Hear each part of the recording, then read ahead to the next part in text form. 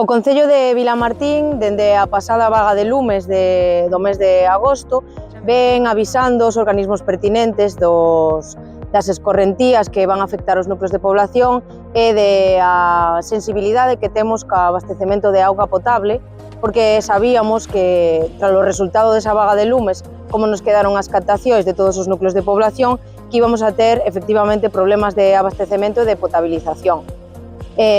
Primeiro día de chuvias xa temos colapsado o sistema de abastecemento do núcleo principal de población, que é Vilamartín. A semana despois da vaga de lumes, o 26 de agosto, reunímonos tanto o alcalde Enrique Álvarez Barreiro e máis eu, co presidente Luís Menor, por ser precisamente a Diputación o titular do Consorcio de Augas de Valdeorras, e tamén por ser o organismo supramunicipal de referencia, para comentarlle estas inquedanzas, esta previsión de futuro, que sabíamos que iba a acontecer. Tuvimos o seu compromiso, el aceptou esas propostas que lle dixemos para que nos axudase a solucionar este tipo de problemas, pero a día de hoxe